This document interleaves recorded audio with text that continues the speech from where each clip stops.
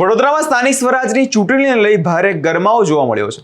કેમ કે તમે ક્યારે કલ્પના પણ નહીં કરી હોય જે પાણી તમે પીઓ છો, તે પાણી તમે રસોઈ બનાવો છો, એ પાણી ગટરની એમાં દુર્ગંધ આવતી હોય. વડોદરાના એક વિસ્તારની હાલત એવી છે જેમાં કોટી ફળિયાના લોકો છેલ્લા 15 વર્ષથી આ જ નર્ક જેવી સ્થિતિમાં જીવી રહ્યા છે. અને હવે સ્થાનિકોએ સરકાર પર ચીમકી આપી દીધી છે અને બરાબરના છે આડે હાથ લીધા છે. આજે આ જ વિસ્તારની મહિલાઓનો સંયમ ખૂટ્યો છે અને હવે તેમણે કહી દીધું છે કે ભાજપના સ્થાનિક કોર્પોરેટરોને હવે તંત્ર સામુ સ્પષ્ટ ચીમકીઓ આપી દીધી છે. આ વિસ્તારના જે સ્થાનિકો છે તે ત્રાહિમામ પુકારી ઉઠ્યા છે અને કહી રહ્યા છે કે મેં પોતે જોઈ શકો છો કે આ પાણી કેટલું ગંદુ છે અને ડહોળું છે.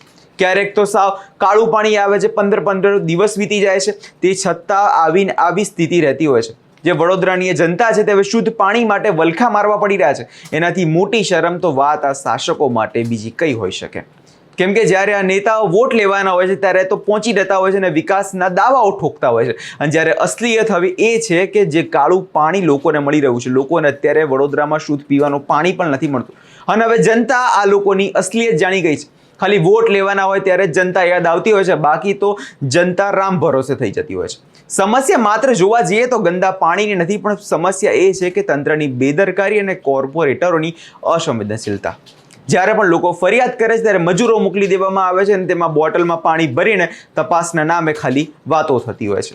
અને બધું ઠપ થઈ જાય છે અને રહીશોનો આરોપ છે કે છેલ્લા 1.5 દાયકાથી કોઈ કોર્પોરેટર આ વિસ્તારમાં ડોકાચ્યું પણ નથી નાખ્યું. મહિલાઓ કહી રહી છે કે જો પાણી કોર્પોરેટર પોતે નથી પી શકતા તો અમે કઈ રીતે પીવાના. વિચારવા જેવી બાબત એ છે કે મોંઘા વોટર પ્યુરિફાયર વાપરતા નેતાઓ અને ગટરનું મિશ્ર પાણી શું દેખાતું હશે. સૌ પ્રથમ નજર કરી લઈએ તે પાણીના દ્રશ્યો પર.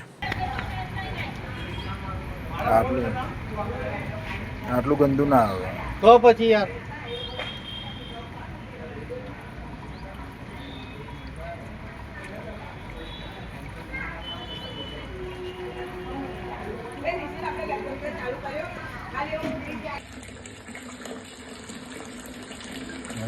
વાળાને રિટર્ન મારવા મોકલો.